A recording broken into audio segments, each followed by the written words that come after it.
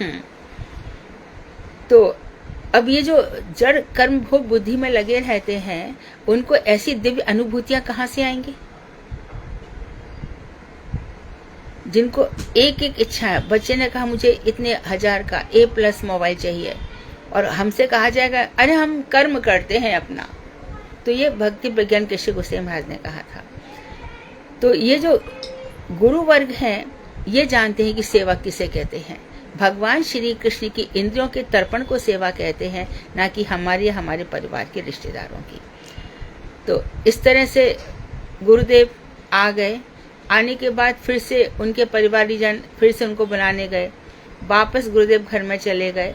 लेकिन एक दिन उन्होंने क्या किया कि जिस बेड पर सोए थे उसी पर ऐसा रजाई बिछा दिया कि वो सोए हुए हैं, लेकिन फिर से भाग गए। तो मैं नहीं और आ करके अपने गुरुदेव से कहा कि मैं अपनी पत्नी का प्रेम, अपने माता पिता का प्रेम, अपने बच्चों का प्रेम सब कुछ समेट कर आपके चरणों में रख दिया है। अब आप मुझे जैसा रखेंगे वैसा रहूंगा।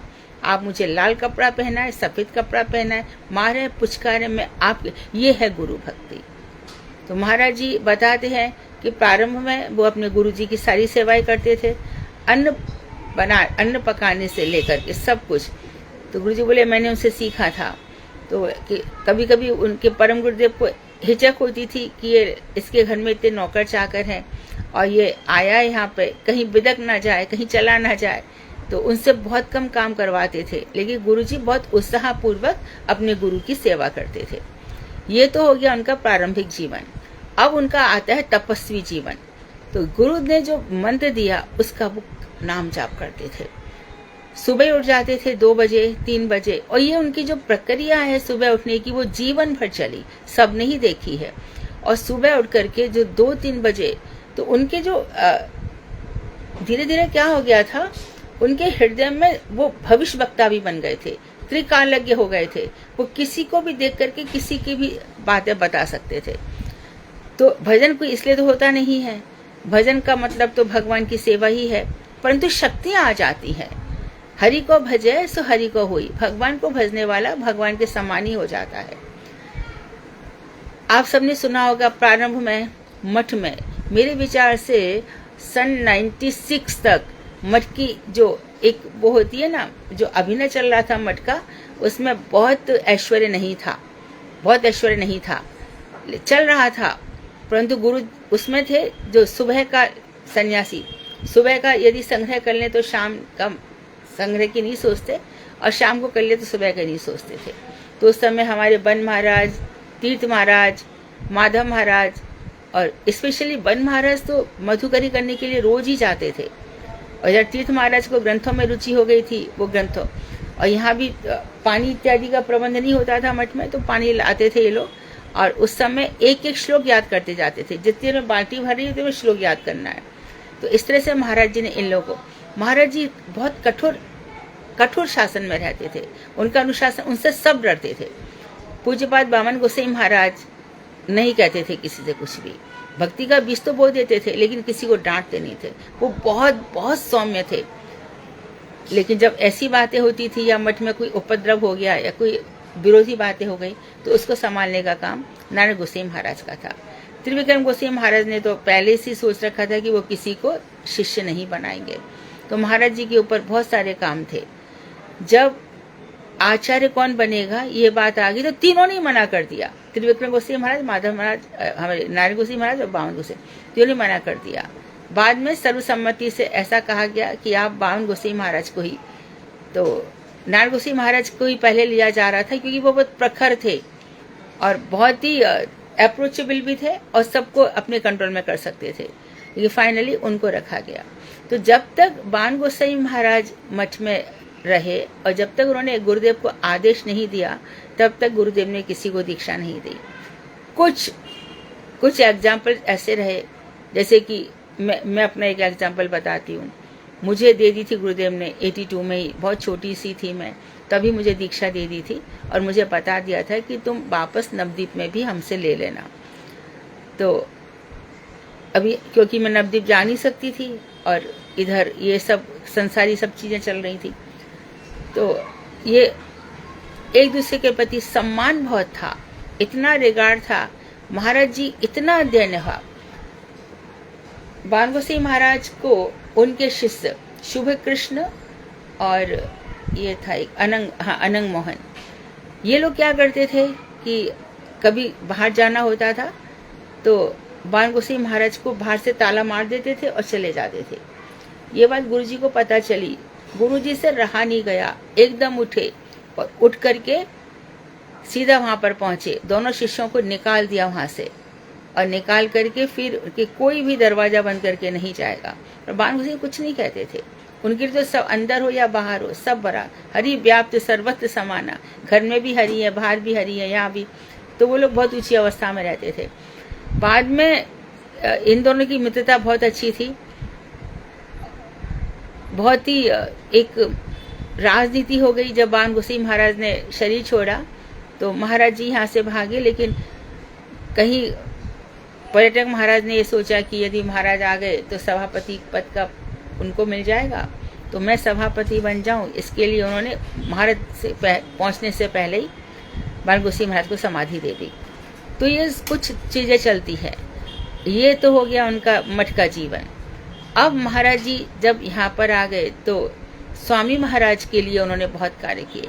जहाँ तक कि स्वामी महाराज का दंड था वो भी गुरुदेव ने ही बनाया था और उस पर कपड़ा लपेटने का काम भी गुरुदेव ने किया था। तो हमारे परम गुरुदेव चाहते थे कि स्वामी महाराज संन्यास ले लें। स्वामी महाराज तैयार नहीं होते थे, तब महाराज जी ने समझा बुझा के उनको तैयार किया। स्वामी महाराज का भी भगवान ने उनका गृहस्थ जीवन ऐसी कर दिया कि वो जो दवाइयाँ इत्यादि का जो काम होता था, एक समय बहुत अच्छा था। खुद जवाहरलाल नेहरू उनके यहाँ पर मेडिसिन लेने चाहते थे, परंतु एक दिन वो सड़क पर खड़े होकर के दवाइयाँ बेच करके घर का काम। उनकी पत्नी भी सहयोगी नहीं थी। पत्नी से कहा कि तुम चाय मत पिया करो, यू वांट टी और मी। उसने कहा आई वांट टी। तो बस घर छोड़ करके आगे, दो बेटे थे, संन्यास लिया। बाद में इस्कॉन मंदिर जब बना तो इस्कॉन मंदिर में उनके दो बेटों ने क्लेम किया कि ये सारी प्रॉपर्टी हमारी है। तब गुरुदेव को बुलाया गया, क्योंकि संन्यास होने के बाद फिर घर जो प्रॉपर्टी होती है वो घर वालों की नहीं होती। तब महाराज जी ने जाकर के, तो इस्कॉन महाराज जी का हमेशा इंडिपेंडेंट रहेगा। तो महाराज जी ने जाके कहा कि हमारे सामने संन्यास हुआ है, हमारे पास सारे कागज पत्र हैं। इन दोनों का पत्र व्यवहार चलता रहता था। स्वामी महाराज इनसे कभी नारायण महाराज आप मृदंग भेज दीजिए, कभी यहाँ मथुरा का पेड़ा भेज दीजिए, तो विदेश में प्रचार करते थे। विदेश में एक घर ऐसा था कि जहाँ पर स्वामी महाराज गए थे तो वहाँ पंखा बंद हो गया था। स्वामी महाराज ने कहा कि जब जिसके आने के स्पर्श से ये पंखा चलने लग जाए तो समझ लेना कि वो मेरा ही दूसरा रूप है।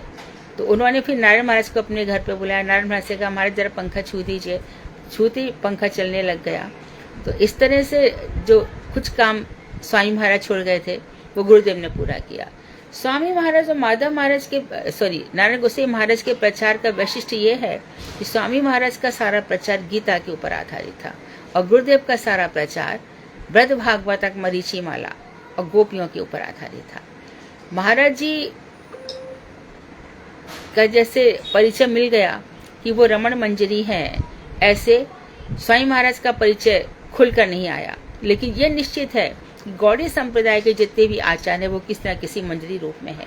कोई यदि कह सकता है कि नहीं वो सखा रूप में थे, ऐसा मानना नहीं चाहिए, क्योंकि कोई अपना किसी का व्यक्त खुद गुरुदेव कर देते हैं या किसी शिष्य के। लेकिन जैसे दिल्ली मठ में श्री विग्रह आए और श्री विग्रह का नाम रखा गया, वहाँ का नाम है, दिल्ली के श्री विग्रह का नाम क्या है? रमण बिहारी गौड़िया मठ।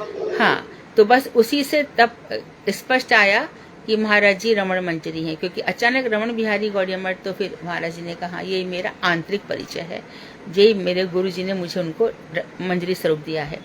ये जो मंजरी स्वरूप इत्यादि है ये खुद प्रकट होता है, और ये जो बाबा जी लोग दे देते हैं गोवर्धन में कि तुम ये मंजरी हो, ये मंजरी हो, ये सब गलत है। बिना भजन किए ये खुद प्रकट होना चाहिए। हम जैव धर्म में भी देखते हैं कि उनको मंजरी स्वरूप दिया गया, लेकिन वो बहुत ऊंची लेवल की बात है। गुरु शिष्य का ऐसा संबंध होता है तो वो हो जाता है। गुरु जी भी स्वयं लिख करके दे सकते हैं। तो महाराज जी ने बहुत कठिन तपस्या की। गोवर्धन में गिरिराज जी में वो परिक्रमाएं करते थे, गिरिराज जी की परिक्रमा, और वो देखते नहीं थे कि मेढक चल रहा है कि सांप चल रहा है, उनको करना है। तो उनकी निष्ठा, उनका भगवत विश्वास, निष्ठा ही भजन की रीढ़ है। तो उनका त्याग भी बढ़ता चला जा रहा था, तेज उनका दिन पर दिन बढ़ता चला रहा था, और बड़ी बड़ी गोष्ठियां करते थे।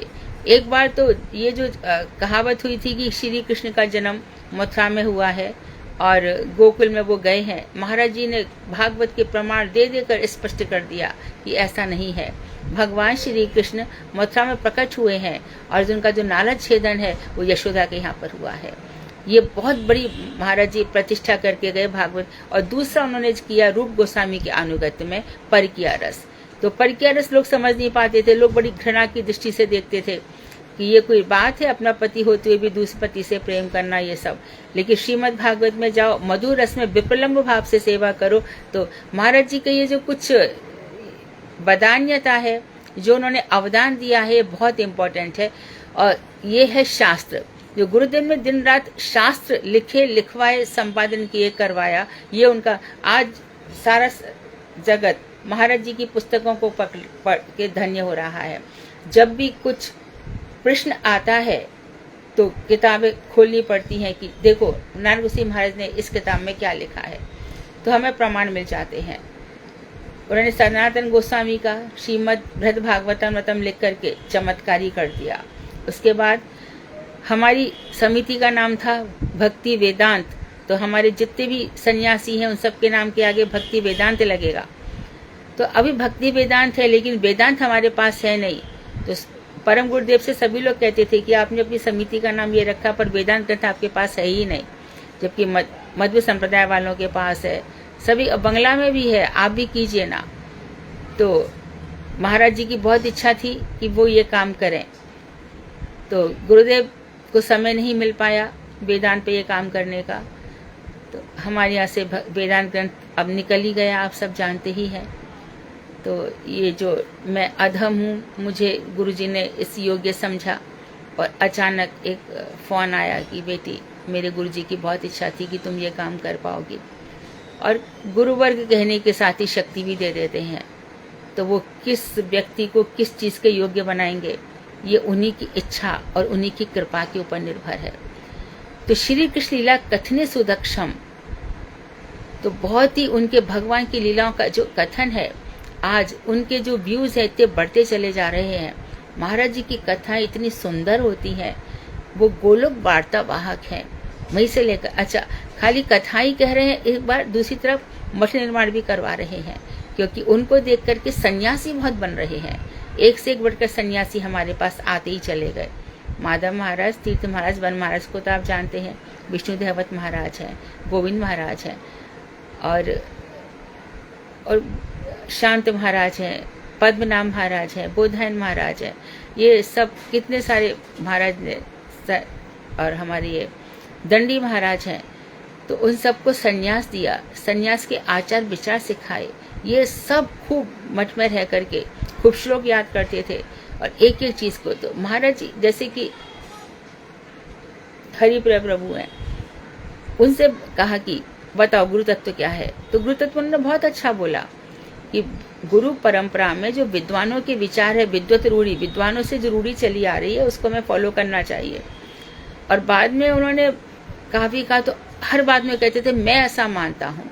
गुरु जी ने वहीं की वहीं छुट्टी कर दी। अरे तेरे मानने से थोड़ी होगा, यहाँ सब अपना अपना माने, मेरा ऐसा विचार है, मैं ऐसा मानता हूँ, मैं ऐसा मानती, ये बहुत गलत है। आनुकूल्य और अनुगत्य में भजन होना चाहिए, जैसा शास्त्र में बताया गया है और जैसे हमारे आचार्य लोग करते हैं वैसा। अब गुरुजी कोई भी व्यक्ति हो, चाहे श्रीधर महाराज हो, कोई भी हो, यदि जरा सी भी गलती हो तो महाराज उस समय टोक दिया करते थे। इसी के लिए लोग सब निखर निखर कर आ गए। अब एक भी बात कहने से पहले श्लोक के प्रमाण देते हैं। तो महाराज जी ने इन सब को एकदम स्तंभ बना दिया, पिलर्स बना दिया, ये लोग खूब प्रचार कर सकते हैं। तो ये महाराज जी का वैशिष्ट था। दूसरी तरफ महाराज जी को मठ का निर्माण भी करना था, तो उन्होंने कई सारे मठों का निर्माण किया, करवाया। तो वो सारे प्रोजेक्ट्स आ रहे हैं, मैप्स आ रहे हैं, इन सब पर भी ध्यान देते थे पूरा। और एक एक जन आकर के महाराज जी आज हरि नाम लेना है, उसको बड़े उत्साह के साथ हर एक को ऐसा लगा कि गुरुदेव मेरे ही है। जैसे कि ब्रह्मांड घाट जब भगवान भोजन करते थे तो हर किसी को लगता था कि भगवान मुझे ही देख रहे हैं। इसी प्रकार से नारायण गोसाई महाराज का ये वैशिष्ट्य था कि हर किसी को लगा कि मुझसे ही सबसे ज्यादा प्रेम करते हैं।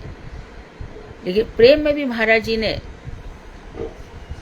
सुधारा, सबको श्रेष्ठ बनाया, किसी की गलतियां स्वीकार नहीं करी और गलतियों को नजरअंदाज भी नहीं किया एकदम, क्योंकि वो ऐसे पारखी थे, हीरे तो न ढूंढे और कसौटी पर उनको कसा, परंतु ऐसे पारसमणि थे जिन्होंने भी उनको छुआ वो सोना बन गया। और आज ये सोने की किरणें सारे जगत में बिखर रही है। ऐसा कोई होता नहीं है, इस समय हमें कोई दिखाई नहीं देता। एक किसी और संप्रदाय में हम देखते हैं एक सन्यासी होता है, आगे प्रथा बिल्कुल बंद हो जाती है, और यहाँ पे तो कितने सारे बन रहे हैं। इसके बाद महाराज जी ग्रंथों, जो भी ग्रंथ होने चाहिए वो सभी ग्रंथों पर काम करते रहे। महाराज जी बिल्कुल पसंद नहीं करते थे कि हम किसी की निंदा करें, किसी की प्रशंसा करें, लेकिन गोष्ठियों में जब सब अपने विचार बताते थे तो गुरुदेव उन विचारों का संशोधन करते थे। उनकी त्रिविक्रम गोसाई महाराज और बाण गोसाई महाराज से बहुत अच्छी जमती थी, और बाण गोसाई महाराज के प्रति उनका बहुत श्रद्धा का भाव था। त्रिविक्रम गोस्वामी महाराज के साथ उनका मैत्री भाव था, तो दोनों की बहुत अच्छी जमती थी। तो जब भी त्रिविक्रम गोसाई महाराज मथुरा आते थे हम लोग भी उनसे मिलने जाते थे, बावन गोसाई महाराज आते थे हम लोग मिलने जाते थे।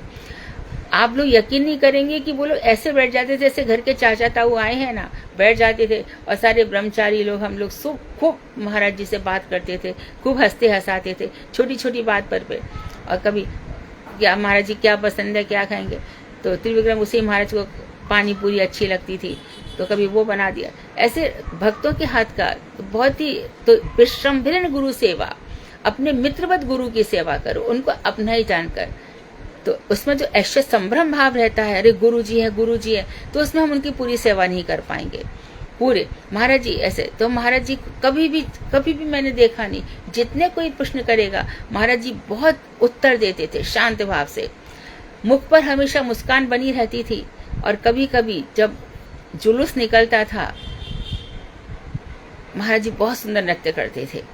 महाराज जी को उद्दीपनाएं बहुत होती थी, मोर को देख लेते तो एकदम उनके कभी भी किसी भी समय रघुनाथ दास गोस्वामी की समाधि पे तो अक्सर प्रवचन करेंगे और अश्रुधाराएं बह जाएंगी, बरसाने चले जाएंगे, और राधा जी का जिक्र चला तो उनको संभालना मुश्किल हो जाता था, वो बहुत मुश्किल से अपने आप को संभालते थे। यहाँ देखते थे अविरल अश्रुधारा बहती थी।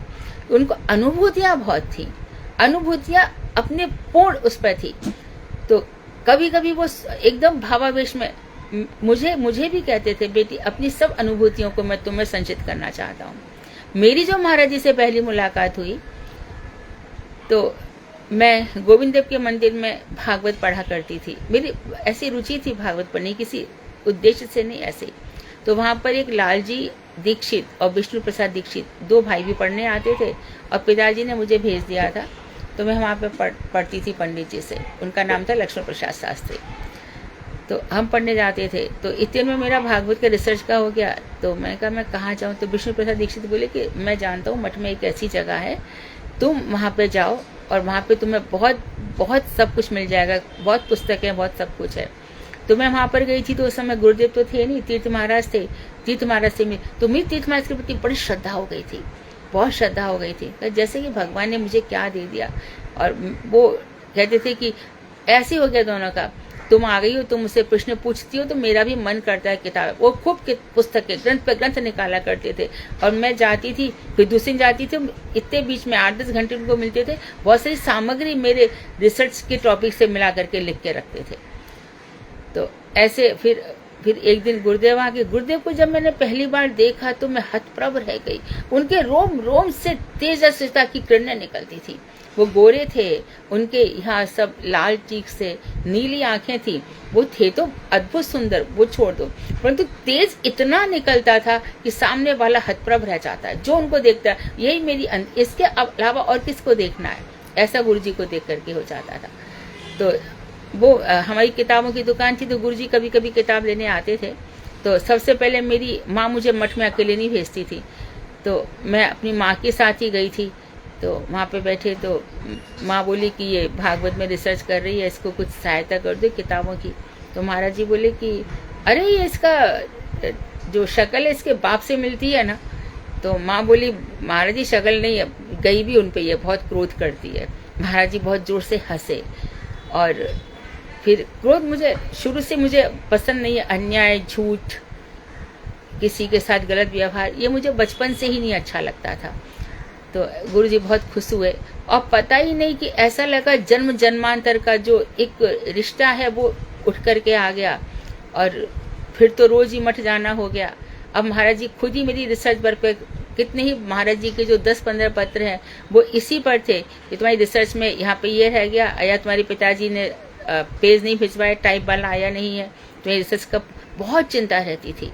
और बाद में खुद 86 में रामानंद प्रभु ने बहुत बड़ा आयोजन किया।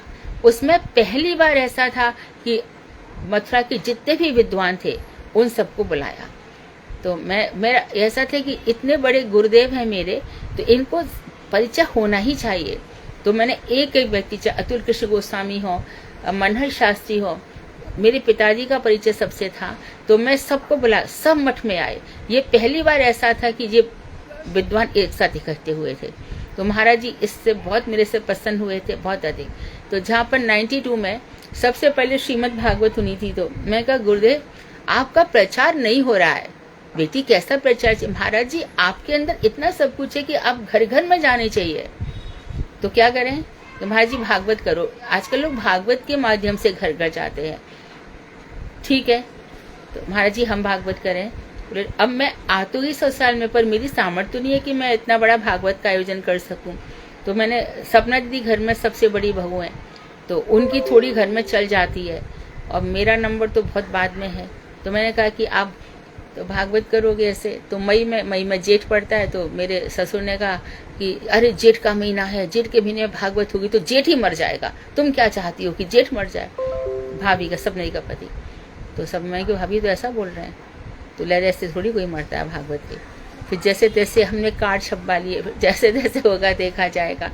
कार्ड छपवा के महाराज जी को, तब फ़ोन की इतनी सुविधा नहीं थी, तो महाराज जी के पास गए और महाराज जी को फिर कार्ड दिया। महाराज जी बहुत प्रसन्न हुए।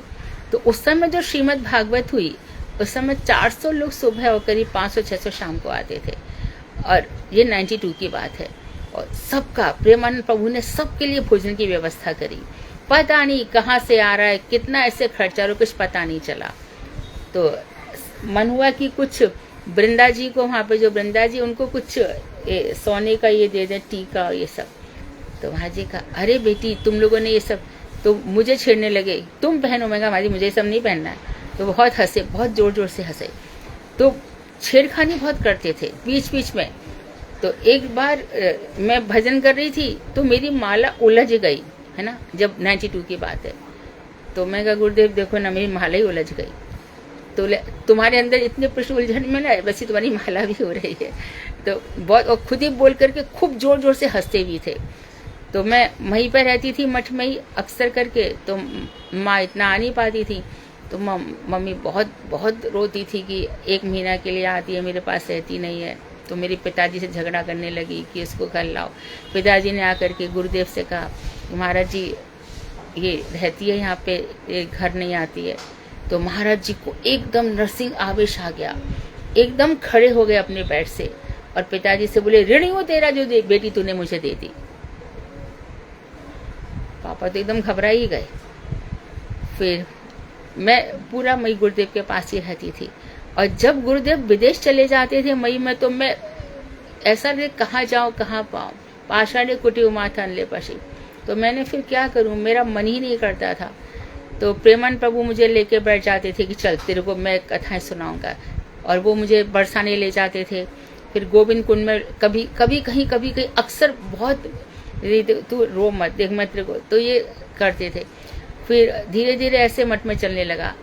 तो महाराज जी से एकदम, जब गुरुदेव गुरु पूर्णिमा पे गई तो मैं गुरुदेव को बोला गुरुदेव मेरा आपका रिश्ता क्या है? बेटी तेरा मेरा रूप रघुनाथ का संबंध है। अब मेरे पास कुछ शिकायत ही नहीं रही, कुछ भी नहीं रही। फिर गुरु जी के पत्र आते रहे, करीब 80 इंग्लैंड लेटर्स मेरे पास हैं। और विदेश जाते थे तो कंप्यूटर पे जो ईमेल से लेटर्स आते रहते थे, तो महाराज जी जानते थे कि ये हमारे बिना रहेगी नहीं। फिर महाराज जी ने कह दिया कि मधु मेरा ही रूप है, इसको संभाल लो। तो ऐसा एक पैरामीटर ऐसा हो गया था कि एक उनके बिना मेरा जीना ही मुश्किल हो गया था। तो जैसे तैसे महाराज जी ने सांत्वना दी उनको।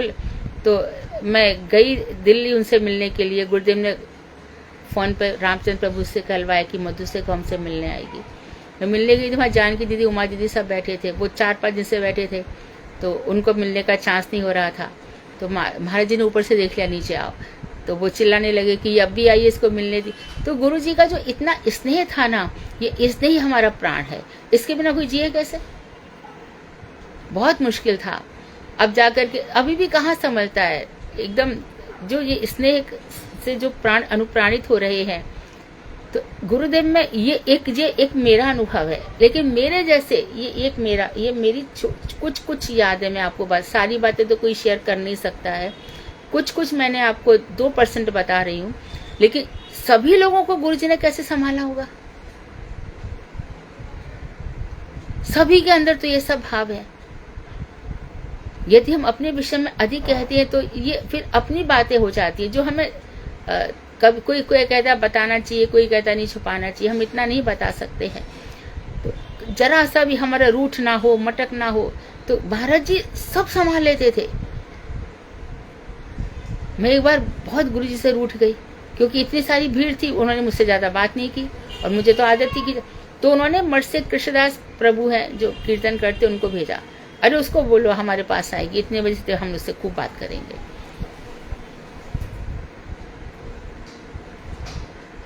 महाराज जी अनुपम थे, अनुपम, इसलिए उनको युगाचार्य की उपाधि दी गई। जिन्होंने उनके दर्शन किए हैं वो जानते हैं, उनकी दृष्टि में किसी के भी तीनों भूत भविष्य वर्तमान सब आ जाएंगे। वो एक ही मिनट में सब बन जाएंगे, ये क्या करना है। इसके इतने स्नेह के बाद भी मैंने महाराज जी को कहा था कि महाराज जी मुझे गोपी गीत से यज्ञ करना है अपने मंदिर के नाट्य मंदिर में। तो महाराज जी बोले करो। तो मैं कहा उनकी आज्ञा तो मिल गई है। तो वृंदावन से एक आचार्य थे, उनके अंडर में तैयारी की। मैं महाराज जी चलिए, हम नहीं जाएंगे। क्यों, आपको यज्ञ नहीं करना? बोले नहीं, हम नहीं करेंगे। तो महाराज जी आप ही ने तो मुझे बोला था। बोले तुम्हारी खुशी के लिए बोल दिया। तो सांप्रदायिक निष्ठा के खिलाफ महाराज जी कभी भी नहीं गए। हर एक बात पर, जब भी शरद पूर्णिमा आती थी, अपने गुरु जी की याद कर करके, और उसके बाद भी कहते थे कहाँ मैं पढ़ा था बिहार में, जहाँ पे जरासंध पर, कहाँ मुझे अपने गुरु जी ने मुझे कैसे सुधार लिया, संभाल लिया। मुझे ऐसा बताया भी गया, खुद गुरुदेव ने भी कहा था कि महाराज परम गुरुदेव महाराज जी से बहुत अधिक स्नेह करते थे, और सबसे ज्यादा प्रश्न गुरुदेव भी अपने महाराज जी से पूछते थे। तो जब मैं किताबें देखती हूँ गुरु जी की, हमारे मठ में है, तो उसमें बहुत अंडरलाइन होती थी कई चीजें। तो महाराज जी एक एक बात गुरुदेव और परम गुरुदेव भी बोलने से पहले अंडरलाइन किया करते थे। तो बिना सिद्धांतों के, शास्त्रों के लोग चलते नहीं थे। कितने ही ऐसे लोग हैं जिनको गुरुदेव स्वप्न में बताते हैं कि देखो तुम लोग ये पढ़ो, इसमें ये लिखा हुआ है। अभी भी वैसा ही चल रहा है। तो जहाँ गुरुजी देखते थे कि बहुत भक्ति है, तो मेरे चाचा की बेटी है गीता, वो वर्धमान में है, महाराज जी को इसके ऊपर दया आई। अब नवदीप में हो गया, गीता तुम हो क्लास में? नहीं है शायद। तो वो वर्धमान में महाराज जी बोले कि अब वर्धमान में इसका कोई पता नहीं, ठिकाना नहीं। और देखो वर्धमान चले गए और कह रहे हैं कि अरे हमारे मथुरा से कोई एक लड़की है जो यहाँ पे रहती है, खंडेलवाल है, जरा बताओगे तो? हाँ, एक जो उनके घर में काम करती थी उसमें रहती है। और महाराज जी बिना, और वो उसने कहा कि अरे तुम्हारे गुरु जी है, वो आ रहे हैं। तो दोनों ऐसे हो गया, वो ऐसे एकदम मेरे घर महाप्रभु आ गए, मूर्छित सी होकर के महाराज जी ने उसको सांत्वना दी और उसके घर पर गए। ऐसे भी दया करते थे। जब ये बात मैं बता रही हूँ 85 की, ये दिन है 85, आप समझो कि सितंबर है ना, 28 सितंबर 85 का दिन है।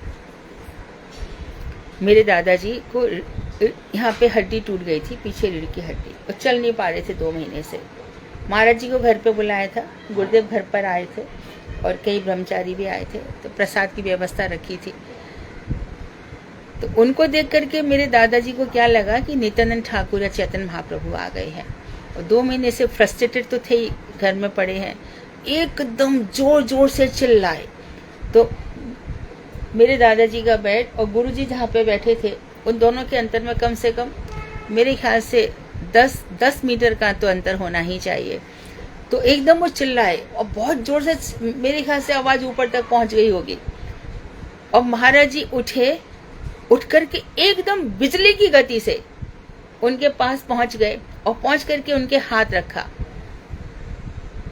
पैरों पर। दूसरे से मेरे दादाजी चलने लग गए थे। अच्छा, ऐसे कितनी घटनाएं महाराज जी के साथ, कितनी वो चाहते तो क्या। एक था, किसी के बच्चे नहीं होते थे, तो बहुत रोई थी महाराज जी, बहुत रोई आकर के। तो महाराज जी बोले ठीक है, हो जाएगा।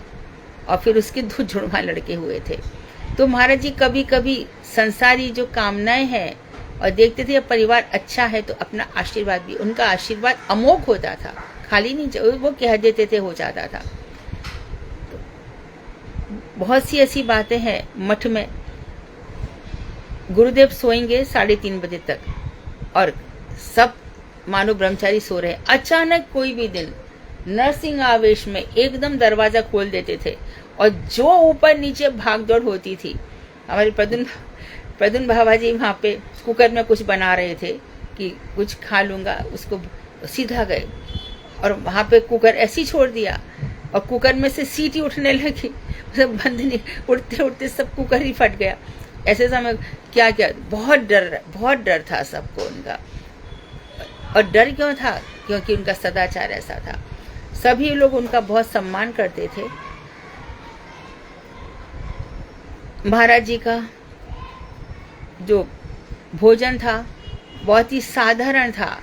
वो चावल खाते थे, चावल में सब्जियां 4-5, दिश कृष्ण प्रभु, पहले तो माधव महाराज बनाते थे, अब दिश कृष्ण प्रभु बनाने लग गए थे, 4-5 सब्जियां। तो उस सब्जियों में क्या करते हैं कि वो ये धनिया, ये सब बस अदरक डालेंगे, हल्का सा नमक डालेंगे और बिना पानी के वो सिजाते रहते थे, तो स्वाद बनती थी सब्जियां। और महाराज जी को ये जो बंगाली सब्जियां हैं वो अधिक पसंद थी, बहुत अधिक पसंद थी। उनको प्रचार की बहुत चिंता रहती थी। 1 मिनट भी ऐसा नहीं लगता था अरे कथा हो रही है कि नहीं, प्रचार हो रहा है कि नहीं, कितने लोग आए, क्या हुआ, कितने लोग जुड़ रहे हैं। गली गली जाके रात को 12-12 बजे घर घर जा करके एक एक व्यक्ति को, अच्छा महाराज जी यहाँ पर आप आएंगे तो कितने लोग आएंगे वहाँ पे, इतना हमारी बात सुनेंगे ना, और जा करके तो ऐसे उन्होंने पूरे मथुरा वृंदावन को डुबो दिया था अपनी कथाओं में। फिर विद्वानों को बुलाया, विद्वानों को एक एक चीज भागवत की जो जो जहाँ थी वो समझाई। तो महाराज जी की अनंत अनंत कथाएं हैं। भावुकता में आप कुछ नहीं कह सकते। तो एक बार ये विरह विशेषांग निकला गुरुदेव का, तो मैंने उसमें गुरुदेव के 108 वैशिष्ट लिखे थे। तो वो मैं सोच सोच के लिख सकती थी, लेकिन ये जब भावुकता आ जाती है तो हम बह जाते हैं। तो उसमें पता चलेगा कि गुरुदेव किस तरह से सनातन धर्म का, शाश्वत धर्म का उन्होंने प्रचार किया।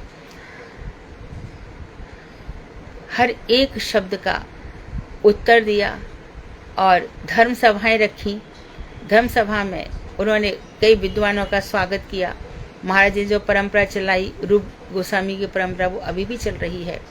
महाराज जी ने मठ मंदिर बनवाए थे और यही सोचा था कि ये जो परंपराएं आगे चलेंगी। तो प्रेजेंट में हम सिचुएशन सब देख रहे हैं, ये गुरु वैष्णवों के अनुकूल नहीं है, हमें इसका ध्यान रखना चाहिए। तो मैं यहीं पे विश्राम लेती हूँ। वांछाकल्पतरु वैश्य कृपा सिंधु बेवचा पतितानां पावनेभ्यो वैष्णवेभ्यो नमो नमः। और वो तो मैं अक्सर बताती हूँ कि बंगला मुझे बंगला नहीं आती थी, तो गुरुदेव ने मुझे बंगला पुस्तक दी और सारे ग्रंथों का, बंगला की जितने भी ग्रंथ थे सब अनुवाद कर। और अनुवाद की इतनी चिंता, सुबह 4 बजे कभी म्यांमार से फोन आ रहा है, कभी न्यूयॉर्क से फोन आ रहा है, कितना काम किया, अरे अभी इतना ही किया है। और मुझे टाइम तो लगेगा, अभी कभी करके दो, श्रीमद् भागवत पूरा 3 महीने में हमें करके दो, ये ऐसा। तो वो शक्ति संचार कर देते थे। 1-2 बात और मुझे बताने अच्छा लग रहा है कि देखो गुरु वर्ग क्या करते हैं। मुझे ऐसा लगता है मैं बता ही दूं, मैं गुरु पूर्णिमा पे गई थी तो महाराज जी उठ करके चले गए, शाम को कथा होनी थी, तो हृदय एकदम आंसुओं से भीग गया है कि महाराज जी जो 1-2 घंटा दर्शन हो जाते थे, अब तो होंगे भी नहीं, बराबर आगे जा करके बैठ गई थी कि अब 2 घंटा महाराज जी का, तो बीच बीच में महाराज जी स्नेह से देखेंगे। और महाराज जी उठ के चले गए, क्या करें, बोले आगे की कथा तीर्थ महाराज करेंगे, हम विश्राम लेंगे। ऊपर गए तो द्विजकृष्ण प्रभु एकदम आए और बोले मोदी दी आपको ऊपर बुलाया है। तो मैं ऊपर गई, तो बोले बेटी तुम्हारी वजह से ऊपर आ गया था मैं। तो फिर उन्होंने मुझे कुछ बातें बताई और कुछ मंत्र बताए कि ऐसे ऐसे करना है। ऐसा उनका विशेष अगाध स्नेह था। नवदीप में भी गुरुदेव ने ऐसा ही किया कि नीचे नहीं आए तो सब लोग परेशान थे, तो माधव महाराज बोले गुरुदेव का बीपी हाई हो रहा है, महाराज जी नहीं आएंगे। तो मन ही टूट गया, फिर कथा भी नहीं जमी, सब इधर उधर भागने लगे, तो मन ही नहीं लगा। तो हम भी, मैं सपने वगैरह से ऊपर आ गए कि महाराज जी कमरे में बैठे हैं और उनका ब्लड प्रेशर बार बार नापा जा रहा है, सब ठीक हो रहा है। तो मैं एक ब्रह्मचारी के कमरे में घुस गई, वहाँ बातचीत करने लगी। तो महाराज जी ने कहा, माधव महाराज बोले सब लोग जाओ यहाँ से, महाराज जी को शांति चाहिए। तो सब लोग नीचे उतर गए। मैं पता नहीं भाई, जब भगवान की प्रेरणा होती है, मैं वहीं पर रह गई। तो गुरुदेव को कुर्सी में दोनों लेकर के आए, माधव महाराज और ब्रजनाथ प्रभु, उनको लेकर के आए और वहाँ पे खड़े। तो मैं कहा कि दिख ही गए हैं। मुझे डर तो लग रहा था कि माधव महाराज बोलेंगे कि तुमको देख के महाराज जी बहुत बातें करते हैं। तो मैंने उनको प्रणाम किया, प्रणाम करके महाराज जी बोले बैठो। तो ऐसे उन्होंने हाथ ऐसे किया, हाथ ऐसे किया। उस समय मेरा वेदांत का काम शुरू नहीं हुआ था, और बस वो दृष्टि शक्ति बोलते ना, वो देते जा रहे। मुझे समझ में नहीं आ रहा है मैं क्या करूं, मैं नीचे करूं ऊपर देखूं, उस शक्ति को झेलने की ताकत तो होनी चाहिए ना। तो एकदम फिर वो करीब 4-5 मिनट तक देख रहे हैं। तो उन्होंने काफी शक्ति संचार इस तरह से करते रहे। बाद में फिर माधव ब्रजनाथ प्रभु, भगवान की प्रेरणा ही थी, एकदम 5 मिनट बाद बोले अरे माधव महाराज गुरुदेव को अंदर लेके चलो। तब महाराज जी ने ऐसे किया। तो ये भगवान ने ऐसी स्थितियां बना दी। यहाँ पर भी हिंदुजा हॉस्पिटल में जब गुरुदेव की आँख का ऑपरेशन हुआ सुबह, तो रघुवीर, मैं स्कूल चली गई थी, रघुवीर का फोन आया कि मोदी दी महाराज जी के पास कोई भी नहीं है, तुम आ सकती हो क्या। मैं कहा मुझे तो प्रिंसिपल साजन ही भेजेगी, और महाराज जी के नाम से तो उसको पता नहीं क्या ही होता है। तो बोले अच्छा मैं आ रहा हूँ गाड़ी लेकर के, तुम कुछ भी बहाना बना दो। तो मैंने उसको बोला कि मेरे को अर्जेंट घर जाना है, मेरे ससुर की तबीयत ठीक नहीं है। तो फिर उसने मुझे जाने दिया। तो मैं गुरुदेव के पास गई और गुरुदेव बहुत जोर जोर से हंसने लगे। इतने में डॉक्टर ने, अभी आपकी आंख का ऑपरेशन हुआ है, आप हंसो मत। और इस तरह से उनको प्रसन्नता होती थी। उन प्रसन्नता को कहाँ से कौन से शब्द लाऊं, कैसे व्यक्त करूं। तो हेमंत प्रभु बैठे थे, बोले दीदी आप रहती हो। तो जैसे हमने बताया कि महाराज जी फिर रह नहीं पाते, उनको लगता है कि कितनी बातें बनाओ, खूब छेड़ते भी थे मेरे को। अच्छा बता दो किलिंग कार्ड क्या होता है। जब मना है तब चलते फिरते पूछ लेते थे, और यदि भगवान की कृपा ऐसी हो गई तो मुझे सब आ जाता था। मानो यदि नहीं याद होगा दिमाग खराब हो जाए कि मेरे अंडर में पल रही, इसको इतना भी नहीं आता।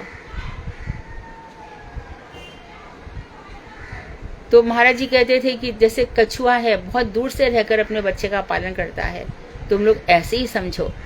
तो मैं तुम लोग को छोड़ के जाता हूँ, पर मैं तुमको छोड़ता नहीं हूँ तुम लोग। और फिर महाराज जी ने कहा, ये सबके साथ कहा है कि तुम लोग मेरे इतने समीप हो जैसे कि हवा से भी ज्यादा तुम लोग मेरे, आई कैन ब्रीथ इट। और क्या कहा कि मैं हर एक शिष्य को राधा दास्यम दूंगा और मैं जन्म लेता रहूंगा।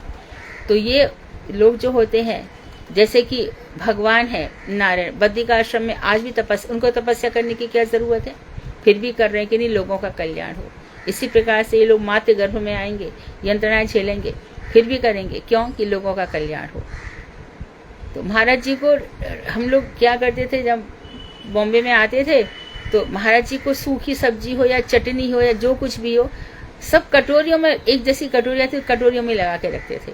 तो महाराज जी एकदम जोर जोर से हंसते थे। तो बॉम्बे में मैंने शायद पहले भी बताया था कि एक लड़की थी, उसने कहा कि मैं महाराज जी को खाना परोसूंगी, मैं दूंगी मैं दूंगी मैं दूंगी। वो मानी नहीं, थाली लेकर के गई। वो दरवाजे पे आई, अंदर महाराज जी ने उसको देख लिया कि खाना ला रही है, तो इतनी जोर से चिल्लाए, बोले अरे लड़की प्याज लहसुन खाती होगी, तुम उसके हाथ से मैं खाना दे रहे हो। सब कांप गए, सब डर गए, तो हटा दिया। फिर पूरी थाली अलग रखी, दूसरी थाली परोसी, फिर महाराज जी को लाया गया। और वास्तव में प्याज लहसुन सब खाती थी। महाराज जी ने उसको स्वीकार नहीं किया। इतने ज़्यादा उनका। एक बार ऐसी कुछ आ गया तो मेरी शिकायत करने पहुंच गई, मेरी सास पहुंच गई, मेरे जेठ सब पहुंच गए, ये घर पे ध्यान नहीं देती है और ये सब। वो तो महाराज जी ने कहा, महाराज जी ने बहुत जोर से चिल्लाया, अरे हमारे सामने ब्रह्मा के आने की ताकत नहीं है, तुम्हारे सामने आकर के बैठे हो, मेरी बेटी जहां जाएगी वहां मंगल करेगी। तो अपने मेरा बाप भी खड़ा न हो, जिस तरह से महाराज जी मेरे लिए खड़े रहते थे हमेशा। तुम निर्भीक बनो, तुम डरो मत, तुम ऐसे ही चलो। महाराज जी कहते थे इस बेटी पर, ये लड़की का जीवन आदर्श में लोग इसका अनुकरण करेंगे। महाराज जी ने कभी मुझ में कोई खोट नहीं देखा। तो जब यहाँ से कहा प्रेमानंद प्रभु ने, प्रेमानंद प्रभु बोले यदि ये नहीं ध्यान देती तो इसके बच्चों को तुम खाना खिलाते हो क्या? क्या ध्यान चाहिए? रात में तुम्हारे पैर पकड़ के रहे। तो मठ में किसी ने उन लोगों की सुनी नहीं। हमारे ये सब चीजें मैं क्यों कह रही हूँ? क्योंकि गुरु वैष्णवों की दया रहती है हम लोगों के ऊपर। सचमुच यदि हम भजन करना चाहते हैं तो हम लोग, कृष्ण कितना हमारा भजन स्वीकार करेंगे, गौरांग महाप्रभु राजे तो गुरु जी के। तो एक वर्धमान के आचार्य वो ये कहते थे कि देखो तुम लोग कितना भी कर लो, कुछ भी कर लो, तुम लोग अपने बल पर गोलोक धाम तो नहीं जा सकते हो। तो कैसे जाएंगे कि वहाँ गुरु तुमसे कह दें कि राधा रानी से, मंजरियों से, रूप गोस्वामी से, अरे ये बहुत भजन करता था, बड़ा त्याग किया है, बड़ा वैराग्य है इसके अंदर, इसको स्वीकार कर लो, तो हो सकता है वो तुमको बुला ले। नहीं तो वहाँ पे ले जाने वाला कोई नहीं है। वहाँ तो वैसे संत कुमार को नहीं ले जाने दिया, तो हमारी क्या वैल्यू है? तो इस तरह से भजन कर करके अपने गुरुओं को प्रसन्न करना चाहिए। उसमें आत्म इंद्रिय की, हमारी कृष्ण इंद्रिय तर्पण की भावना रहनी चाहिए। हमको क्या सुख मिले इस पर हमें ध्यान नहीं देना चाहिए। क्योंकि गुरु इतने साथ गुरु जी के साथ रहे हैं, तो इतनी सारी घटनाएं हैं, यदि मैं कहूँ तो शायद 2 दिन तक चलें घटनाएं। मैं विराम देती हूँ। वांछा कल्पतरुवश्य कृपा सिंधुभ्यो च पतितानां पावनेभ्यो वैष्णवेभ्यो। राधे राधे दीदी, दंडवत प्रणाम सभी को। दीदी कृष्णा दीदी, दीदी एक दो बात मैं भी शेयर करना चाहती हूँ। हाँ बोलिए प्रेमलता। हाँ जी, जैसे आपने बताया ना हॉस्पिटल का, तो ऐसे यहाँ पर जब गुरु महाराज जी बत्रा हॉस्पिटल में थे तो कहीं भी होते थे, ज़्यादातर पूनम दीदी या राधिका दीदी वगैरह यही लोग आगे होते थे, प्रसाद लेके जाते थे। तो मैं कभी कभी कोई चीज़ ले जाती थी, गुरुदेव मुझे एक इडली की सेवा दी हुई थी, बस वो मुझे ज़रूर बोलते थे, जब भी जहाँ भी मिलते थे, लाइए बनाएगी, ऐसे बोलते थे। तो पर मैं वो बत्रा हॉस्पिटल में ना, जब गुरुदेव थे तो यहाँ हमारे घर से मतलब भक्त लोग यहीं रुके हुए थे, विजय प्रभु वगैरह सब लोग, सब जगह से लोग प्रसाद ले लेके आते थे, कहाँ से लाते थे, और इतने सारे उनके टिफिन वगैरह हो जाते थे। तो विजय प्रभु कहते थे, मैं कहती थी, मैंने कहा प्रभु जी उनको मना कर दीजिए कि नहीं लाए। कह रहे अरे गिरिराज जी, गुरुदेव के स्टोन निकला था ना उस टाइम पर, तो बोले वो गिरिराज जी निकले हैं ना, तो गिरिराज जी का भंडारा हो रहा है यहाँ पर। हाँ, आने तो जो ला रहा है लाने तो उसको। हाँ वो था। और माधव महाराज एक गस्सा बिना खाए गुरुदेव को खाने नहीं देते थे, जब तक खुद ना चख लें और देख ना लें कि कौन आया है, तब तक उनकी थाली में। बॉम्बे में भी कितने लोग आते थे, स्वयं पहले चखते थे और पूछते थे ये कौन लाया है, उसके बाद ही उनकी थाली में जाता था। बिल्कुल। एक बार मैंने टिंडे ले गई थी, परमा टिंडे बनाती थी, तो मैं लेकर गई सोमनाथ जी के। तो गुरुदेव मैंने भेजे थे, फिर मैं जब गई तो गुरुदेव ने मुझे पूछा कि बेटी वो क्या बनाया, तो मुझे माधव ने एक ही दिया, वो बहुत अच्छा था। तो फिर मुझे माधव महाराज बोले, दीदी आपने क्या दिया था उसमें? बड़े प्यार से बोले, मैंने बोला महाराज जी उसमें बेसन दिया था ऐसे ऐसे। बोले नहीं दीदी, बेसन गुरु जी को नहीं देना है। को ना भारी रहता है, तो हम इसको गुरुदेव को हाँ तो नहीं देना। तो बहुत बहुत समय से, और 15 में जब थे तो गुरुदेव तो उस दिन पूनम दीदी ना प्रसाद लेकर नहीं आई थी, क्योंकि गुरुदेव को डिस्चार्ज होके और फिर वापस जाना था। तो मैं लेकर गई थी उस दिन यहाँ से कुछ चीज़ें बना के। तो विजय प्रभु ने कहा था खिचड़ी पे आना और कुछ बॉयल्ड वेजिटेबल्स वगैरह। तो वहाँ पर फिर दोबारा दूसरा टेस्ट वगैरह होना था, तो उसमें लेट हो गए। तो रामचंद्र को आए दौड़ के प्रभु जी के पास, बेरी जी आप कुछ लेकर आए हैं क्या? तो बोले हाँ जी लाई तो है मेरी पत्नी, क्या लाई है? खैर वो गुरुदेव को दिया गया प्रसाद, अंदर छोटा सा डॉक्टर का केबिन था, उसमें गुरुदेव को प्रसाद दिया गया। तो वहाँ जब प्रसाद दिया तो मैं वहाँ सर्व कर रही थी गुरुदेव को, तो देखा कि मतलब गुरुदेव ने ले लिया। और उसके बाद में फिर मैंने कहा मतलब मैसेज क्यों करना, बंद करती और किचन में बाहर ले आती। गुरुदेव ने दोबारा मंगवाया फिर, अरे वो कहाँ ले गई। गुरुदेव को ना बहुत सारी चीजों की रोक लगा रखी थी माधव महाराज ने। तो जब भी माधव महाराज इधर उधर जाएंगे तो गुरुदेव बोल देते थे कि मैं ये खाऊंगा। माधव महाराज नहीं है ना, तो महाराज जी को कढ़ी बहुत पसंद थी। तो माधव महाराज तूने कढ़ी बनाई है? हाँ महाराज जी बनाई है। माधव महाराज कहाँ है? तो महाराज जी गए, हमारे कढ़ी और रोटी ले आओ। तो हाँ ये ठीक है कि गुरुदेव का प्रसाद के, लेकिन जिस तरह से शास्त्रों में और कृपा पात्र है और अपने को अपने डिवोटीज को उच्च लेवल तक पहुंचाना, ये गुरु जी का बहुत बड़ा अवदान है। ये तो हम लोग, यदि ऐसे गुरु नहीं होते तो हम लोग क्या करते, कहाँ जाते? मेरे लिए तो कोई भी नहीं था। जबकि मैं सबके पास थी, अखंडानंद जी के पास भी थी, गई अतुल कृष्ण गोस्वामी के पास गई, डोंगरे जी महाराज के पास गई।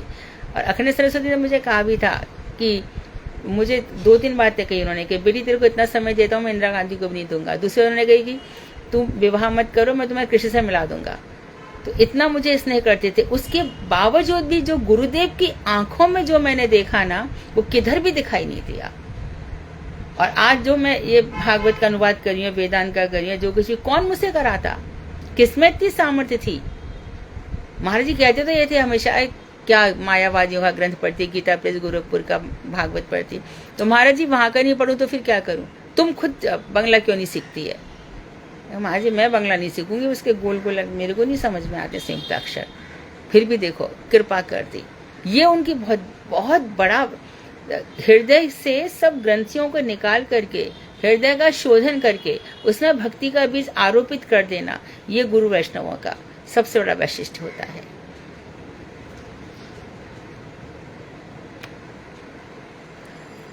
एक एक जन को महाराज जी ने कैसे अपने, ऐसे ही नहीं, कभी हम मथुरा से आते तो उनकी आंखों में आंसू भी भर आते थे।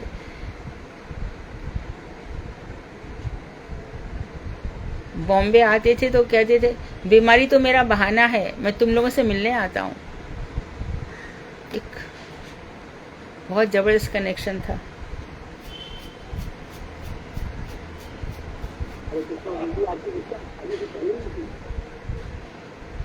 हरे कृष्ण। आवाज नहीं आ रही है। हरे कृष्णा दीदी। हाँ आ रही है आवाज? अभी आई। हाँ हरे कृष्णा। बोलिए। दीदी आपकी दीक्षा शादी से पहले हो गई थी? क्या बहुत छोटी एज में ना, कह रहे ना आपको हम भगवान से मिला दूंगा जब मैं कह रही।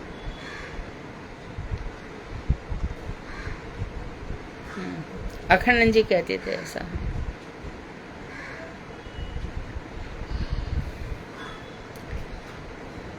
ये यथा माम प्रपद्यन्ते तासते बचाए हम।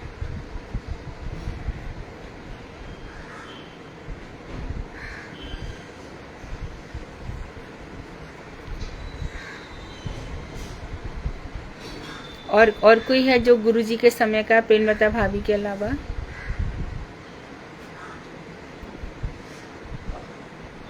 और कोई है गुरुदेव के समय का? दीदी एक घटना और याद आ रही है मेरे को, है तो बहुत सारी, जैसे आपने बताया, कितना भी कहो गुरु जी की बहुत सारी मेमोरीज हैं। बस जैसे आपने बताया ना, एक बार मोदी भवन में परिक्रमा रुकी हुई थी, तो गोवर्धन में, तो अन्नकूट का सब जगह प्रसाद बन रहा था और शशिकला दीदी सीढ़ी पे बैठी हुई थी वहाँ पर। तो अचानक गुरुदेव आ गए और वो पता नहीं किस भावों में थे। अचानक गुरुदेव आए और वो सीढ़ियों से लोट पोट खाते पीछे गए। शशिकला दीदी का ये सब चलता था जो गुरुजी को बिल्कुल पसंद नहीं था। हाँ, मैंने देखा है, बहुत कुछ देखा है, वो मैं बताना नहीं चाहती। हाँ, दीदी गुरुदेव को बिल्कुल पसंद नहीं था। मोदी भवन ऐसे स्थान है, बरसाने का मोदी भवन की बात कर रही हूँ, जहाँ गुरुजी ने ना चारू को बुलाया और कहा था कि तुम्हारी माँ को बोलो सब कुछ छोड़ करके हमारे पास रहे, मैं तुम लोगों के लिए भिक्षा करूँगा। पर मेरा दुर्भाग्य देखो, मैं नहीं गई यहाँ से, मैं इधर ही रह गई।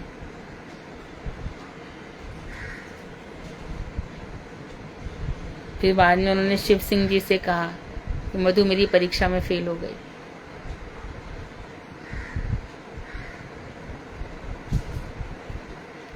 उनकी बहुत इच्छा थी।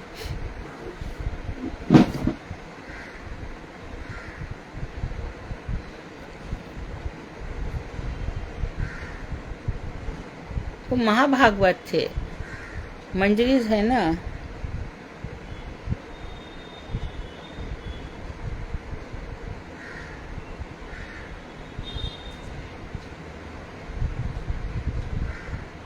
कितने बज गए?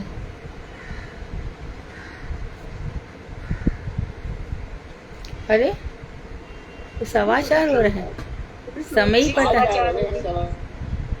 नहीं पता चला। मुझे लगा मैं 10 मिनट ही बोलूंगी, मैं काफी बोली लगता है। लेकिन ऐसा लग रहा है दीदी आप बोलते जाइए। हाँ, मैं बहुत बोल सकती हूँ, बहुत बोल सकती हूँ।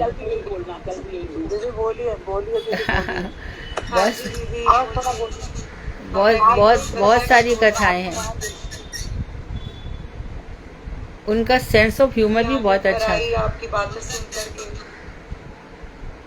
कृष्णा दीदी, धन्यवाद, प्रणाम दीदी। हमारी तो हमने तो दर्शन भी नहीं करे, आंखें भर आई, आपकी बातों के जरिए दर्शन हो रहे हैं। आप भी हमारे समय पैदा हुई होती तो होता। आपने पैदा होने में देर कर दी।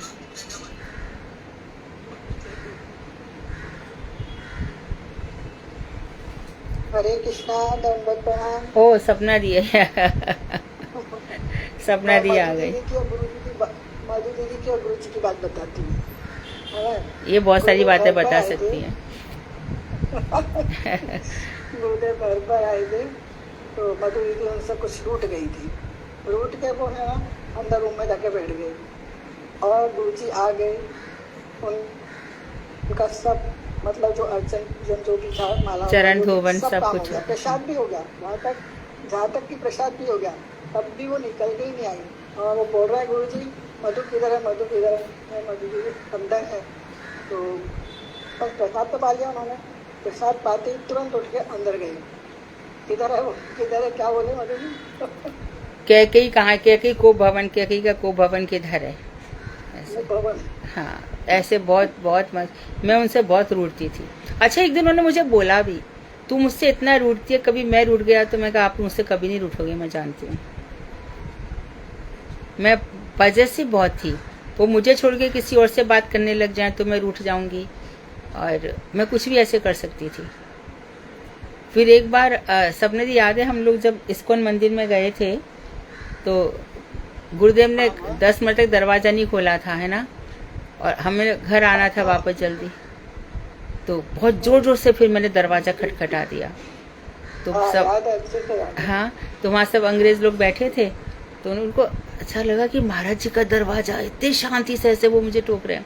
फिर गुरु जी ने कहा एकदम दरवाजा खोला। बोले मैं समझ गया कि मधु ही होगी, कोई और नहीं ऐसे कर सकता। इतने हंसे, लेट रहे हैं, गिर रहे हैं, ऐसे सब। फिर वो याद है, गुरुदेव के लिए कविता लिखी थी, तो मैं लेके गई थी, है ना, महाराज जी के पास। तो वहाँ पे सब अंग्रेज के बड़े बड़े विद्वान, वो बड़े बड़े भक्त बैठे थे, तमाल कृष्ण प्रभु, ये सब, जय पताका भी थे सब। तो महाराज जी ने बोला उनको, देखो ये ब्रज की लड़की आई है, पहले हम इससे बात करेंगे। मैं ब्रजवासियों को बहुत पहले मानता हूँ। फिर ली तो मैंने उनको वो कविता लिख के दे दी। तो महाराज जी ने तुरंत वो कविता पढ़ी और पढ़ कर के अपने मस्तक पर रखी और क्या कहा सपना जी, याद है? मैं इस कविता को ब्रह्मा जी को अर्पण करता हूँ। बहुत सारी बात, हर दिन की कोई ना कोई बहुत सारी बात है। सपना जी से भी बहुत स्नेह करते थे। धीरे धीरे सपना जी के प्रति भी उनका अगाध स्नेह हो गया था। सपना जी को बोलते थे ये, और ये भी बोला था ना दीदी आपसे कि जो ब्रह्मा जी नहीं दे सकते मधु, वो मैं तुम्हें दे सकता हूँ। हाँ। और ये सपना जी को बोलते थे तुम्हारी छोटी बहन है, हमेशा इसके लिए खड़ी रहना। और सपना इस बात का पालन करती है, समझो। क्योंकि मेरे जैसे फक्कड़ व्यक्ति को, जिसको होश ही नहीं है कैसे पैसे संभाले जाते हैं या कमाए जाते हैं, मुझको कुछ आता ही नहीं है। मुझे एक ही चीज आती है, गुरु जी, बस। मैं इसके अलावा और कुछ जानती नहीं हूँ। सपना जी मुझे बहुत संभालती है।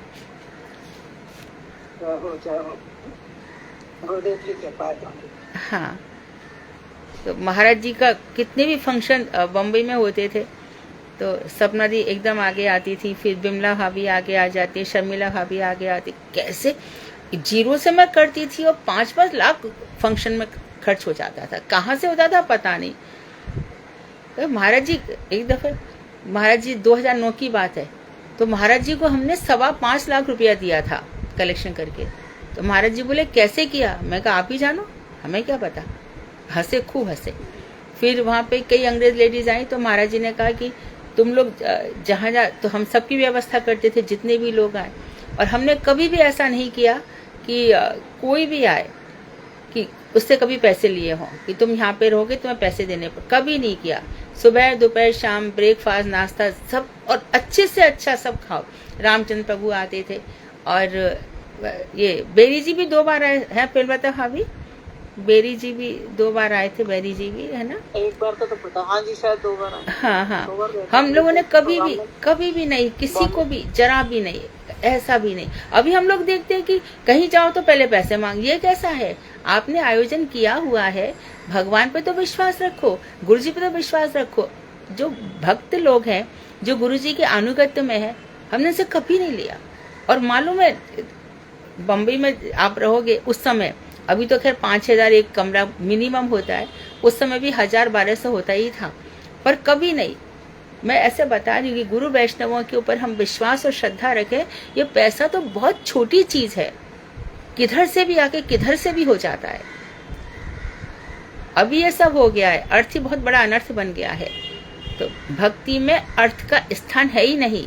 धर्म, अर्थ, काम और मोक्ष, इन चारों को छोड़ करके जो परम पुरुषार्थ है उसकी चिंता करनी चाहिए हमें। मोक्ष स्वामी गीता में तो कह दिया मोक्ष दे दूंगा, पर भागवत में कहा नहीं, प्रेम की बातें करो, मोक्ष उसका क्या करोगे। तो ऐसा महाराज जी की शक्ति से अपने आप ही सब काम हो जाते थे। और कैसे इतना बड़े बड़े। और एक बार तो हम लोग एकदम शौक चढ़ गया बहुत कि राधा जी की चाव लेकर के जाएंगे। तो राधा जी की चाव इकट्ठी करी खूब, और इकट्ठी करके ऐसे वैसे नहीं जाएंगे, शहनाई बजवाएंगे, है ना? ऐसे हुआ था सपना जी। फिर शहनाई बनाई बजवा करके फिर ऊपर, तो शहनाई बजाने वाला महाराज जी के मुखार बिंद के ऊपर चारों रख के शहनाई बजाने लगा। और महाराज जी ऐसे ब्लश करने लगे, एकदम लाल पड़ गए। तो मैं कहा अभी हट जाओ महाराज जी के पास से थोड़ा। महाराज जी हर मोमेंट को एंजॉय करते थे, उसको सीधे ऊपर तक। एक बार ये आई थी, पूना से आई थी, क्या नाम था उसका, राधा या क्या नाम है मुझे याद नहीं है। तो वो रो रही थी कि गुरुदेव मैं चंदन नहीं लगाती हूँ। तो सब लोग कहते हैं कि तू चंदन नहीं लगाती है तो तेरी कैसी भक्ति है। तो महाराज जी उसको समझा रहे थे, नहीं बेटी कोई बात नहीं है, जो बहुत चंदन लगा रहे हैं वो भक्ति कर रहे हैं, ऐसा भी नहीं है। तुम जब तक स्थिति तुम्हारे अनुकूल ना हो जाए तुम ऐसी रहो। तो उसको समझा, और वो बोलती जा रही है और महाराज जी हंसते जा रहे हैं, वो बोलती जा रही। तो ऐसे मैंने गुरुदेव को, गुरुदेव आप कितने रोमांटिक हो, स्त्रियां रो रही हैं और आप हंस रहे हैं। तो महाराज जी खूब जोर जोर से हंसे। एक महिला आई थी, उन्होंने समझा कि वो राधा रस सुधा निधि को बहुत अच्छे से जानती है, यही है ना। तो वो राधा रसदानी का एक श्लोक बोलने, गुरु जी ने 15 श्लोक लाइन उसको गुरु जी को शांत करना पड़ा, 15 श्लोकों की लाइन लगा दी।